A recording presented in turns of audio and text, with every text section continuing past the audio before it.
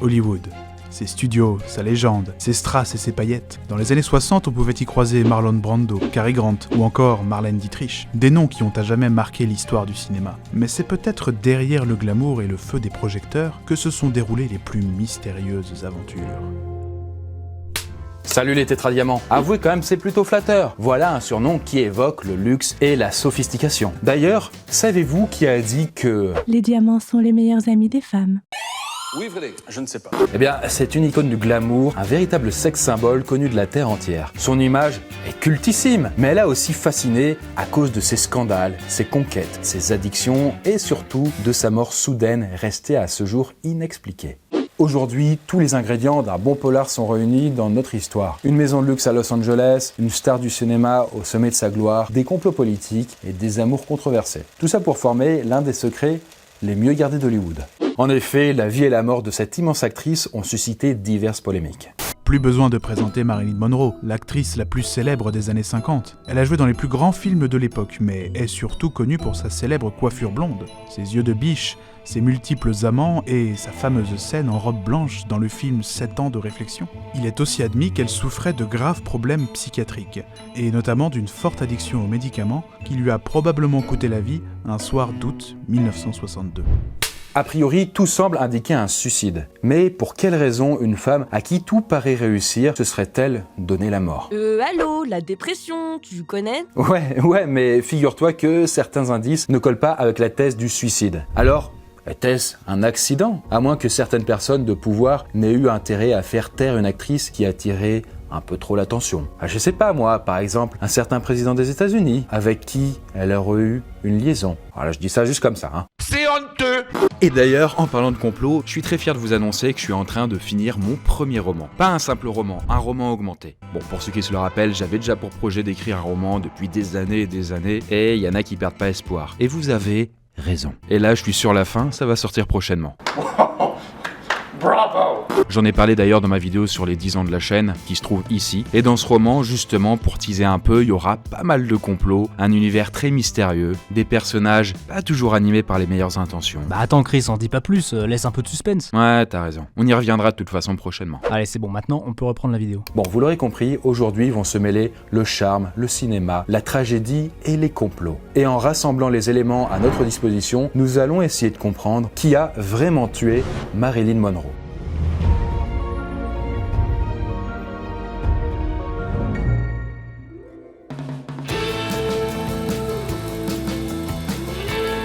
Bon, vous avez déjà probablement aperçu une photo de Marilyn sur une affiche, une carte postale ou dans les magazines, quoi. Alors perso, j'ai un mug Marilyn, juste en dessous de mon poster du Che et de ma collection de t-shirts de Kurt Cobain. Ouais, bon, du coup, voilà, Marilyn, c'est ce genre de personnalité intemporelle dont l'image est partout. Et pourtant, vous connaissez peut-être encore mal son histoire. Revenons donc en cette année de 1926, lorsque naquit la jeune Norma Jean Mortenson. Norma Jean Mortenson, à Los Angeles. Son enfance n'est pas très joyeuse puisqu'elle n'a jamais connu son père et que sa mère souffrait de troubles psychologiques qui l'empêchaient de s'occuper correctement de sa fille. La jeune Norma Jean grandit donc dans plusieurs familles d'accueil, au sein desquelles elle a subi divers abus sexuels. Un premier mariage est arrangé pour ses 16 ans. Elle travaille alors à l'usine et y est repérée par des photographes pour des campagnes militaires. Elle se lance ensuite dans le mannequinat et fait plusieurs couvertures de pin-up. Ouais, on est encore loin des plateaux de Cinoche. En effet, mais ça ne saurait tarder. En 1945, elle tourne sa première publicité et comprend qu'elle souhaite jouer la comédie. Elle divorce alors de son premier mari car on prétend qu'une actrice déjà mariée a peu de chances de devenir une star. Parce qu'évidemment, il faut qu'elle puisse représenter un fantasme pour les hommes et que la femme ne soit qu'un simple objet de désir sexuel, hein? Non, ouais, t'as pas tort. Et si on la sait déjà casée, ça risque de faire tourner moins de têtes. Elle prend donc des cours de comédie, se teint les cheveux en blond, signe un contrat avec la Fox et change de nom pour devenir Marilyn Monroe. Am I gonna see you later? If I'm not too tired. But Evie, I thought we had a date. Look, this tray weighs a ton.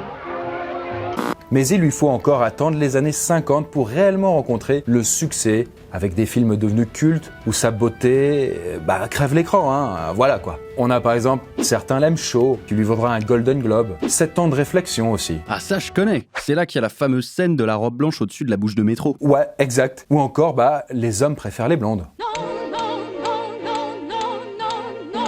Malheureusement, même si elle fait sensation et devient une actrice reconnue, elle reste frustrée par son image et hantée par ses traumatismes. Marilyn considère qu'on ne lui offre que des rôles de cruche ou de femme superficielle, ce qui l'attriste énormément. C'est en effet une femme lettrée, cultivée et intelligente qui a suivi des études d'art et de littérature et qui se révèle remarquablement complexe. Malgré tout, sa santé mentale décline fortement et petit à petit, ses séjours en hôpital psychiatrique pour dépression et son addiction aux médicaments perturbent profondément sa carrière et sa réputation. Voilà, malgré sa carrière florissante, sa vie est loin d'être un long fleuve tranquille. Nous sommes maintenant le soir du 4 août 1962, dans une belle villa de Brentwood, un quartier réputé de Los Angeles. Marilyn est revenue d'une promenade sur la plage avec un ami. Elle passe la soirée chez elle. Cela fait quelques temps maintenant qu'il lui est devenu difficile de travailler. Elle est perturbée et dépressive. Épuisée, en fait, elle oublie son texte sur les plateaux, est très nerveuse et complètement dépendante aux somnifères, aux antidouleurs et même à l'alcool. Cela dit, elle est sur le point d'épouser à nouveau son second mari, Joe DiMaggio, même si on lui prête une liaison avec un certain John Kennedy. Attends, le John Kennedy, le président des États-Unis. Absolument, oui, le JFK. D'ailleurs, quelques semaines auparavant, elle était ivre et lui entonnait un joyeux anniversaire qui allait beaucoup faire parler. Happy birthday to you. Happy birthday to you, Mr. President.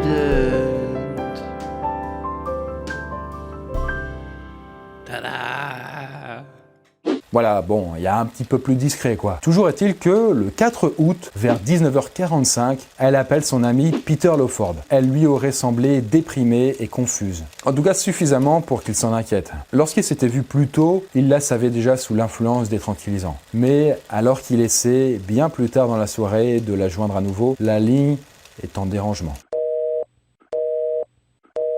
À 20h30, la gouvernante peut affirmer que tout allait encore bien. Marilyn est dans sa chambre et la lumière est allumée. À 22h, Marilyn appelle son photographe. Mais cette fois, il y a vraiment de quoi être inquiet. Son discours est incohérent. En fait, il est clair qu'elle n'est pas dans son état normal. C'est à peine si elle arrive à formuler quelques mots. On suppose d'ailleurs qu'elle était littéralement en train d'agoniser. Elle est morte au téléphone du coup?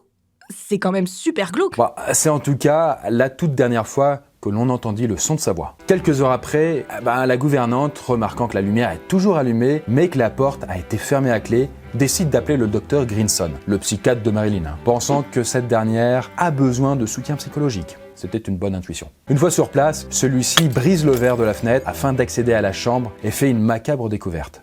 Le corps de Marilyn gît là, étendue sur le lit, avec une main agrippée au combiné du téléphone. Autour d'elle se trouvent de multiples boîtes de médicaments, dont du Nambutal, un barbiturique puissant utilisé comme anesthésiant et comme somnifère. Au bout de quelques heures, la police arrive sur place et constate que le décès a sûrement eu lieu aux alentours de 22h. C'est officiel, Marilyn Monroe, la plus grande star d'Hollywood, est morte à l'âge de 36 ans. La conclusion est la suivante, suicide probablement par overdose de barbiturique. Mais vous allez voir que cette funeste soirée est loin d'avoir révélé tous ses secrets.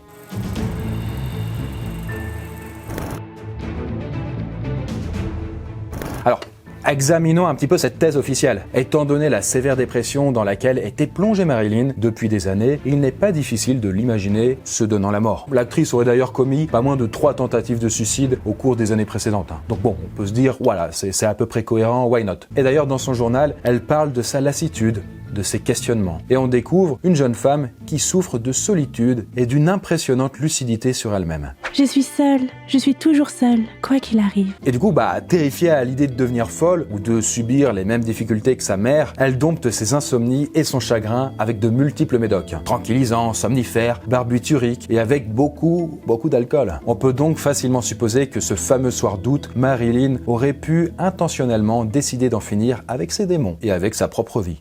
Je sens la vie qui se rapproche alors que tout ce que je veux, c'est mourir. Ah bon, l'ambiance était pas tip-top, hein.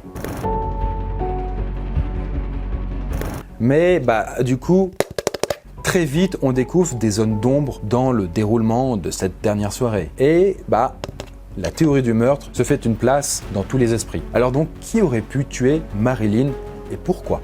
Vous vous souvenez que je vous ai déjà parlé d'une liaison entre elle et ce cher John Fitzgerald Kennedy. Eh bien, certains prétendaient qu'elle avait accumulé des informations importantes sur la famille Kennedy, qu'elle détenait dans un certain carnet rouge. En fait, de manière générale, Marilyn aurait pu détenir des secrets d'État et aurait menacé de révéler sa liaison au grand jour. Il paraît qu'elle aurait elle-même appelé Jackie Kennedy, c'est-à-dire la femme de John, pour lui en parler. Bref, si elle se voyait bien en première dame, on voit ce qui aurait pu en pousser plus d'un à la faire taire. D'accord, mais qui exactement ? Quand même pas JFK lui-même, non ? Non, quand même pas. Mais peut-être son frère, Bobby, à qui certains prêtent aussi une liaison avec Marilyn. Ou encore peut-être la CIA, le FBI, ou même la mafia. Alors oui, ça fait quand même beaucoup de suspects, mais voilà, on parle quand même de Marilyn Monroe. Tout ou presque a été imaginé à son sujet. Et ce qui est sûr, c'est que certains éléments font douter les enquêteurs. Pour commencer, le corps retrouvé était étendu, alors que la position classique d'une mort par overdose est plutôt recroquevillée. D'autre part, il s'est passé presque 4 heures entre la découverte du corps par le docteur Grinson et l'arrivée de la police. Que s'est-il passé? Et pourquoi avoir attendu autant de temps avant de prévenir les forces de l'ordre? On peut aussi ajouter que la chambre semblait avoir été nettoyée juste avant leur arrivée, et que la quantité de médicaments ingérés était si élevée qu'elle aurait pu tuer 10 personnes. Ce qui semble exclure un accident d'automédication. Enfin, les analyses des organes comme le foie, les reins et l'estomac n'ont pas été rendues publiques, ce qui laisse supposer que le Nambutal qui l'a tué aurait très bien pu lui avoir été injecté, car rien ne prouve qu'elle l'ait bel et bien ingéré. Voilà, une longue liste d'interrogations quoi. Son ami Peter Lawford précise d'ailleurs qu'elle n'avait pas de pensée suicidaire. Son état était stable, elle songeait à relancer sa carrière et à se remarier. Mais le complot de Kennedy n'est pas le seul à graviter autour de la mort de Marilyn. Et du coup, on parle bien du complot entre Kennedy et Marilyn, et pas la mort de Kennedy. C'est encore autre chose.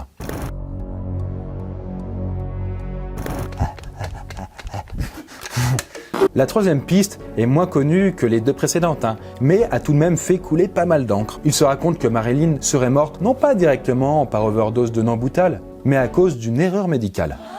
Ralph Grinson est le psychiatre de Marilyn et le premier à arriver sur place après l'appel de la gouvernante. Et vous vous souvenez que plusieurs heures se sont écoulées entre sa découverte du corps et son appel de la police. Du coup, la gouvernante et le docteur se sont justifiés en expliquant qu'ils étaient sous le choc et avaient d'abord prévenu les studios de production. Mais une théorie expose que Grinson aurait pu tuer Marilyn sans le vouloir, en lui administrant un lavement à l'hydrate de chloral afin de l'aider à dormir. Traitement qui peut s'avérer fatal s'il est mélangé avec du Nambutal. Et justement, cette substance est repérée par le médecin Noguchi, donc le légiste qui s'est occupé du corps de Marilyn. Il en trouve dans son sang, là où il mesure aussi un taux excessivement élevé de barbiturique, malgré une absence notable de pilules dans l'estomac. Ouais, déjà ça c'est bizarre pour quelqu'un qui se serait suicidé. Certains comme Don Wolfe, auteur d'un livre sur l'enquête, évoquent aussi la possibilité d'une injection d'adrénaline qui aurait mal tourné. Et puis voilà, la dernière théorie assez récente qui a vu le jour est celle de l'endométriose. Alors si vous avez jamais entendu parler de ce mot, il s'agit d'une maladie caractérisée par des douleurs menstruelles quasiment insoutenables. Oui, et elle touche au moins 10% des femmes en âge de procréer, donc c'est vraiment pas très rare. Et voilà, et quand je vous dis quasiment insoutenable, c'est que du coup certaines femmes qui ont ça peuvent ne plus pouvoir même penser ni travailler, peuvent même s'évanouir de douleur. Je suis pas venue ici pour souffrir, ok? Marilyn Monroe aurait découvert qu'elle en était atteinte lors d'une intervention d'appendicite et aurait par la suite subi plusieurs opérations pour soulager ses douleurs, mais sans franc succès. Cette théorie pourrait expliquer son addiction aux médicaments et à certains antidouleurs, mais également les fausses couches qu'elle a pu faire. Ses absences en tournage auraient pu être liées à ces douleurs insupportables et entraîner, à la longue, une dépression sévère. En fait, indirectement, on peut donc supposer que c'est l'endométriose qui aurait pu être à l'origine de cette overdose. Bon, alors parmi toutes ces principales théories, laquelle serait la plus probable? Contrairement à la vidéo sur Tupac, où un coupable semblait se dessiner, dans le cas de Marilyn, c'est vraiment difficile de soupçonner la vérité.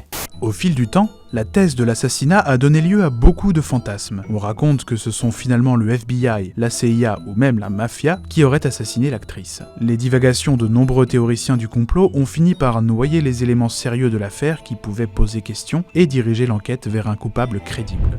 Quant au suicide, certains proches de la star refusent toujours d'y croire et affirment qu'elle était dans un état stable, prête à tourner une page de sa vie et à se projeter dans le futur. Bon, après, quand on lit son journal, c'est pas ce qui apparaît. Je ne supporte vraiment pas les êtres humains parfois. Je sais qu'ils ont tous leurs problèmes, comme j'ai les miens, mais je suis vraiment trop fatiguée pour ça. Chercher à comprendre, faire des concessions, cela m'épuise tout simplement. Bon, et il nous reste aussi l'erreur médicale et l'endométriose, qui sont quasiment impossibles à prouver avec les éléments en possession des enquêteurs. On trouve de toute façon beaucoup de faits contradictoires dans les rapports. Bon alors, je suis en train de regarder, et il n'y a pas le même nombre de boîtes de médicaments, pas les mêmes horaires d'appel, pas le même horaire de décès, enfin il n'y a rien qui va quoi. Bah ouais, voilà, qu'est-ce que vous voulez faire avec ça 50 ans plus tard ? Bah justement, on ne peut pas en faire grand-chose. Même si la réouverture du dossier est souvent demandée par des protagonistes de l'affaire, aucun élément n'a été jugé assez déterminant pour justifier qu'on reprenne l'enquête. Celle-ci n'est d'ailleurs pas officiellement classée et la thèse du suicide probable restera certainement la thèse officielle tant qu'il n'y aura pas plus de preuves.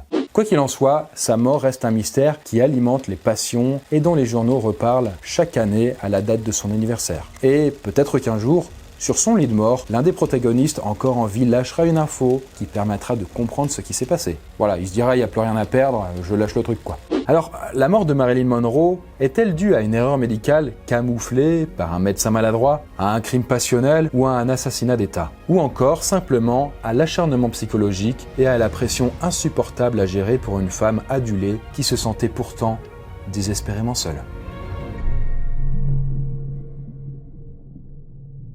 Eh bien voilà, j'espère que ce sujet vous aura intéressé. Si vous avez justement vous aussi des théories en commentaire, n'hésitez pas à les partager. Bah en fait, ma théorie c'est qu'elle est pas morte et qu'elle est sur une île avec Michael Jackson. Et il y a aussi Lady Di sur ton île ? Bah ouais, et il y a aussi Coluche, Elvis, Johnny et même Avril Lavigne. Ah ouais, quand même. T'imagines les conversations de fous qu'ils doivent avoir ? Ah ouais, j'avoue. Bon bah, je vais y aller.